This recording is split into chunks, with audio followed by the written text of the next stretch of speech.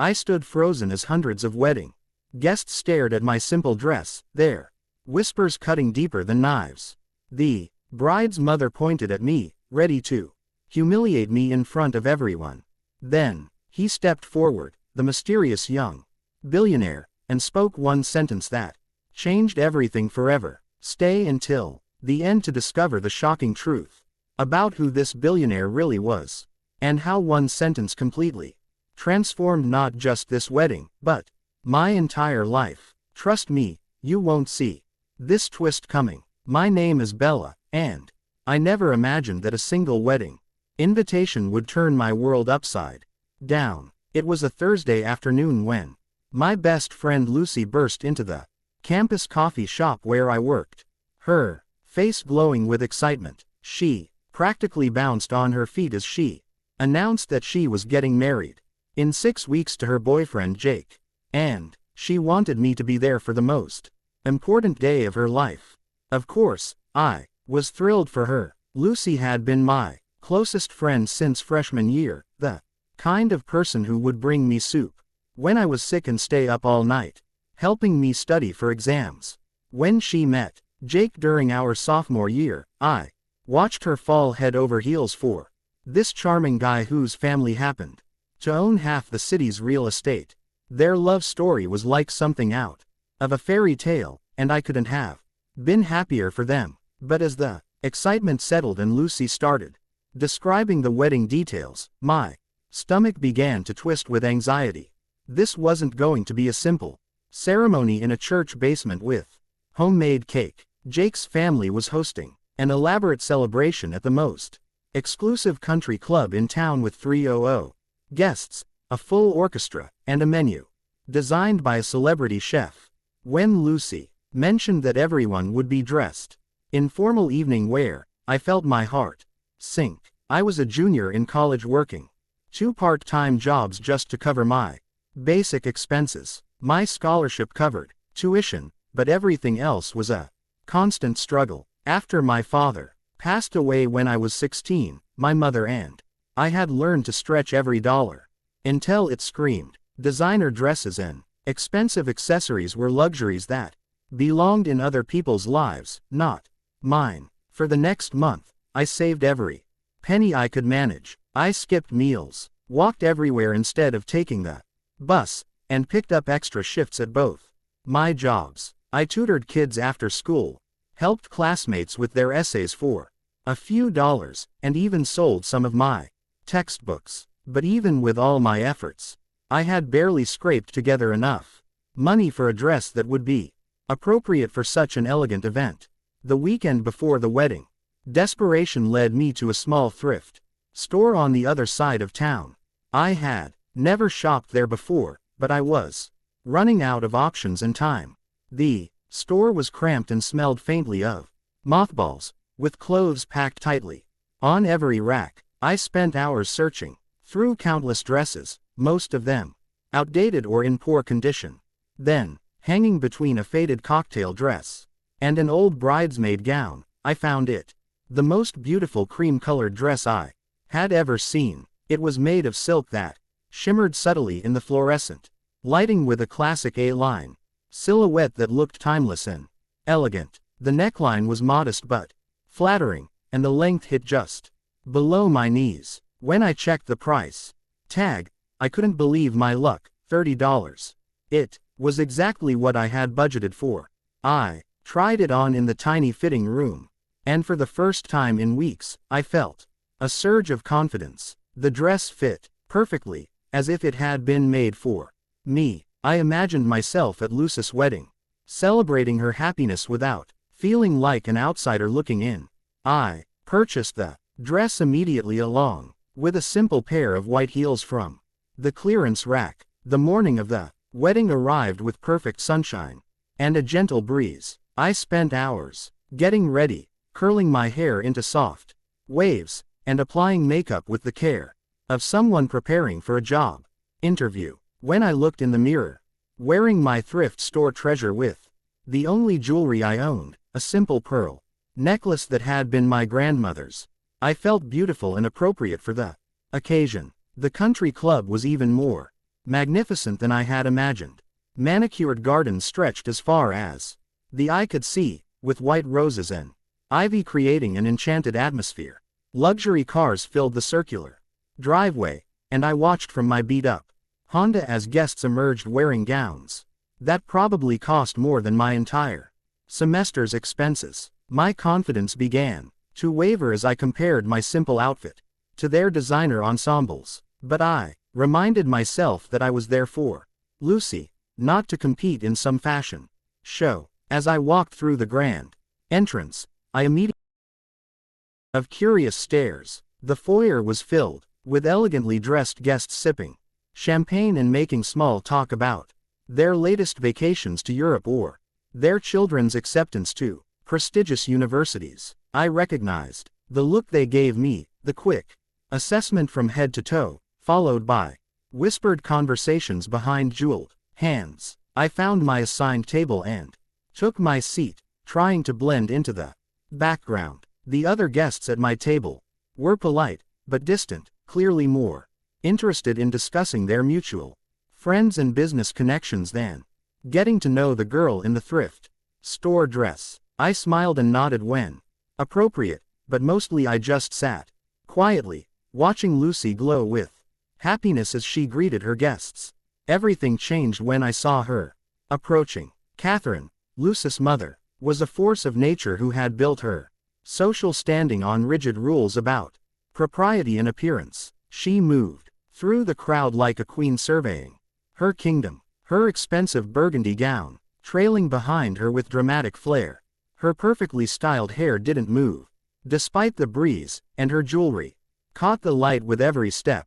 But it was her expression that made my blood run cold. Pure disapproval focused directly on me. I had met Catherine only a handful of times before, and each encounter had left me feeling small and inadequate. She had a talent for making people feel like they were being judged and found wanting. And today her expression suggested that I had failed her test spectacularly. "Bella," she said, stopping directly in front of my table. Her voice carried across the reception area, causing nearby conversations to pause. "I need to have a word with you."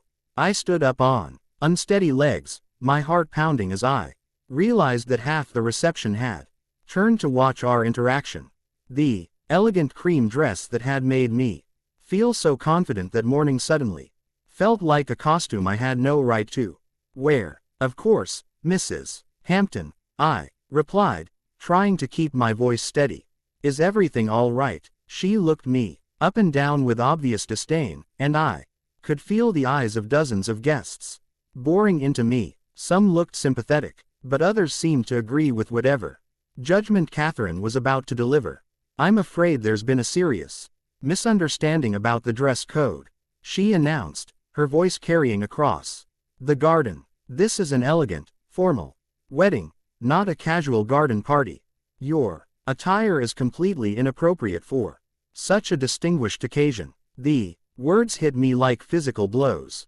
I felt heat crawl up my neck as more guests turned to stare at the spectacle.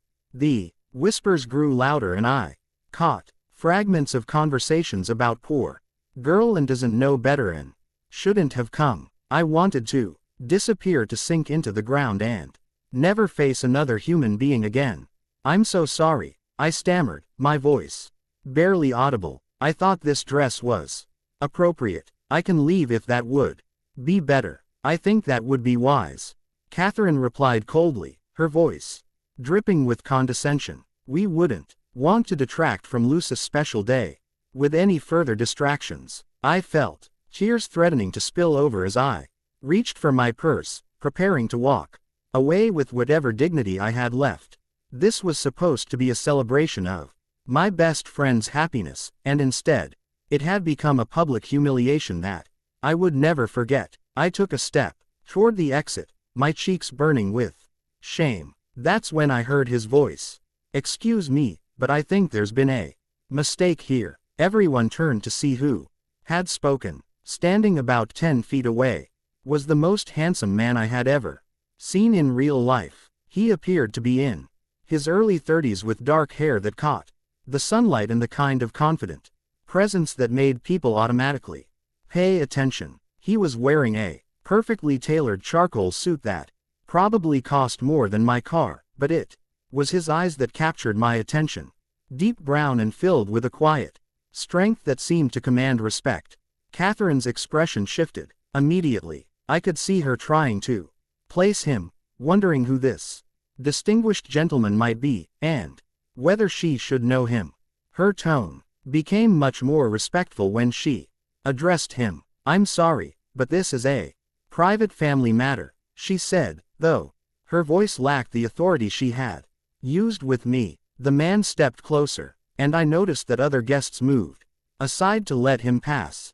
There was something about his presence that suggested he was used to being listened to, used to having his opinions matter.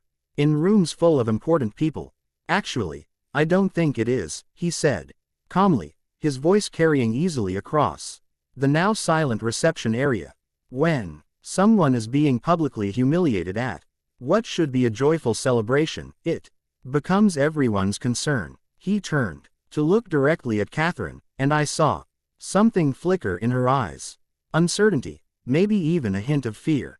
"I've been watching this young lady since she arrived," he continued, "and I have to say she's conducted herself with nothing but grace and dignity.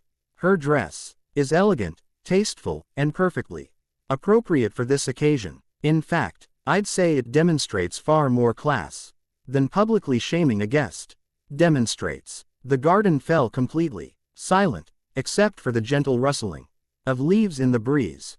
Catherine's mouth opened and closed like she wanted to respond, but couldn't find the words.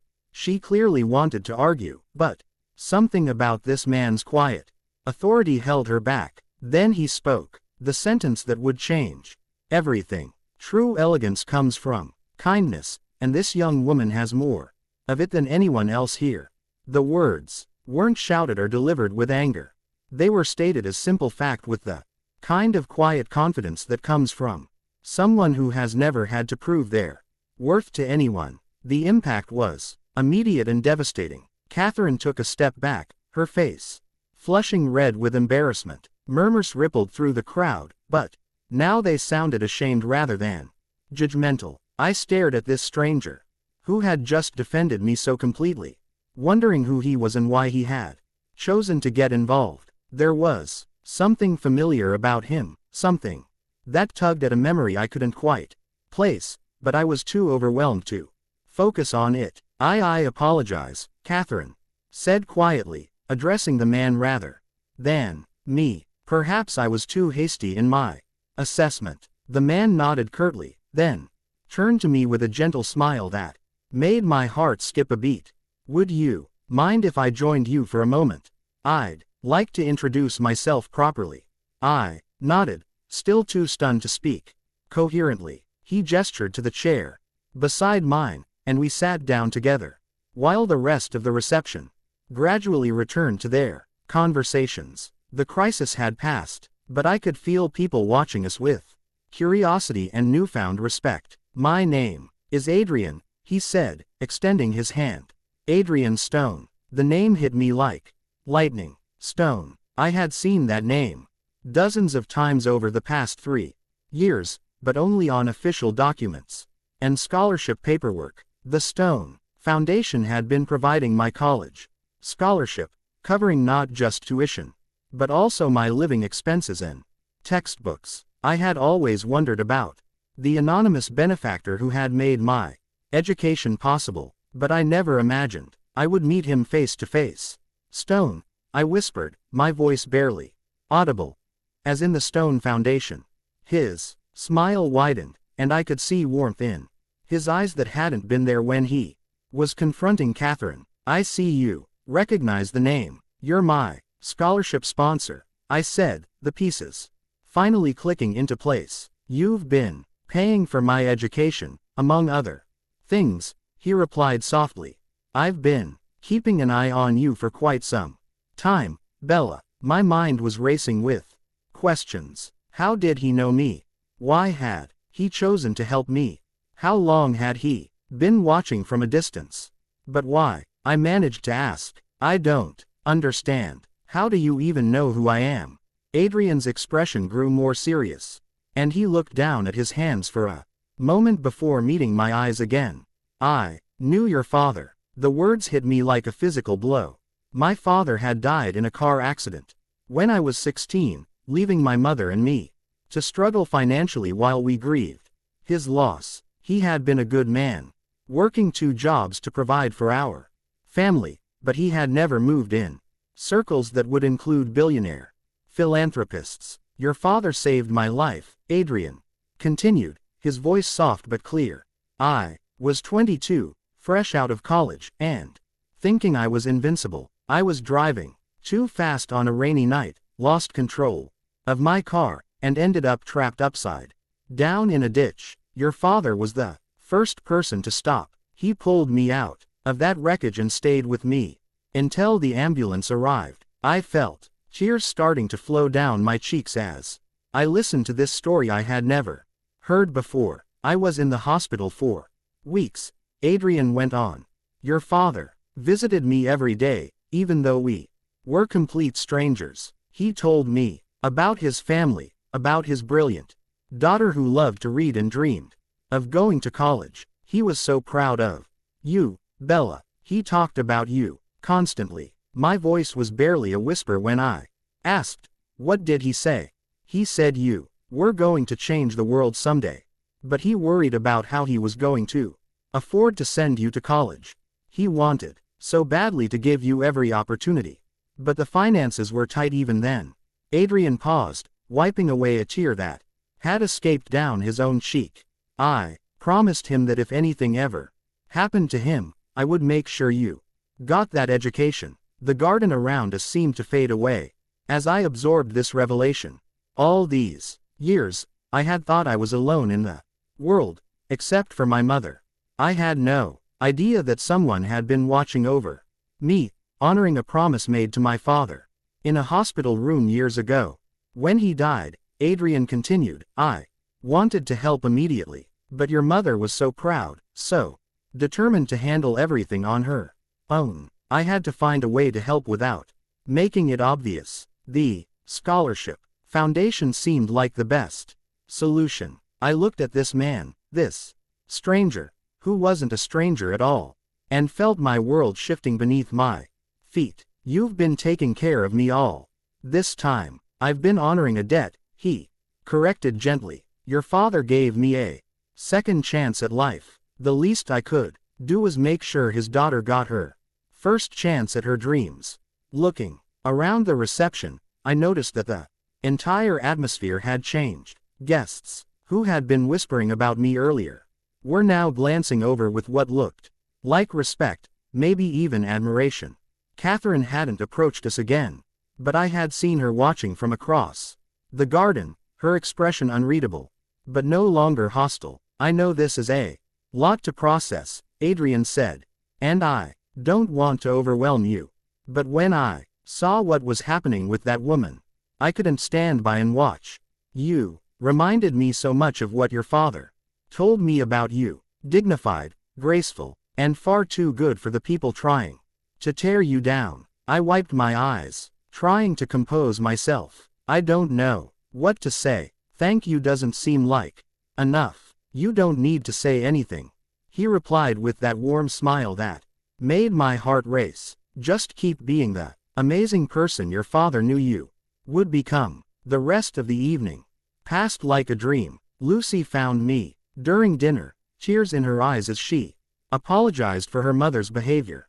She told me she had been mortified by the confrontation and was grateful that someone had defended me. Adrian and I spent the night talking, and I found myself drawn to his easy conversation and genuine interest in my life and dreams. When the reception began to wind down, Catherine approached us one final time. She looked humble, almost small, compared to the commanding presence she had projected earlier in the evening. Bella, she said quietly, I owe you a heartfelt apology. My behavior tonight was inexcusable. You've been nothing but gracious, and I let my own superficial judgments cloud my vision. I accepted her apology, though the memory of her earlier words still stung. Adrian just nodded, politely, his message clear without needing to be spoken. As guests began to leave, Adrian walked me to my car. The parking lot was mostly empty now, lit by elegant lanterns that cast a romantic glow over everything. "Bella," he said, turning to face me, "I hope you'll let me take you to dinner sometime soon, not as your scholarship sponsor, but as someone who would very much like to get to know you better." My heart fluttered at the suggestion. "I'd like that very much." He handed me a card with his personal contact information. "Call me when you're ready. We have a lot more to talk about." Driving home that night, I kept replaying the evening in my mind. What had started as one of the most humiliating experiences of my life had transformed into something magical. I had discovered that I wasn't as alone as I had thought, that someone had been watching over me and caring about my success for years. More than that, I had met a man who saw past my thrift store dress to the person underneath. The cream-colored dress still hung in my closet the next morning, but now it represented something completely different. It wasn't a symbol of not having enough money or not fitting in with wealthy society. It had become a reminder that true worth isn't measured by the price tag on your clothes, and that sometimes the most beautiful moments come from the most unexpected places. Over the following weeks, Adrian and I began spending time together. He introduced me to a world I had only seen from the outside. But more importantly, he showed me that kindness and character matter more than bank accounts and pedigrees. What started as gratitude for my father's heroism grew into something deeper and more meaningful. That night at Lucy's wedding taught me that grace under pressure is more valuable than any designer gown, and that sometimes the people who seem the most powerful are actually the most insecure. Adrian showed me that true strength comes from lifting others up, not tearing them down, and that the most profound connections often come from the most unlikely circumstances. The young billionaire who defended me that night wasn't just honoring a promise to my father. He was showing me that I was worth defending, worth protecting, and worth loving exactly as I was. If this story touched your heart, imagine what could happen when we stop judging people by their appearance and start seeing their true worth. Like this video if you believe everyone deserves respect, regardless of what they wear. Subscribe for more inspiring stories and share this with someone who needs to remember that kindness costs nothing but means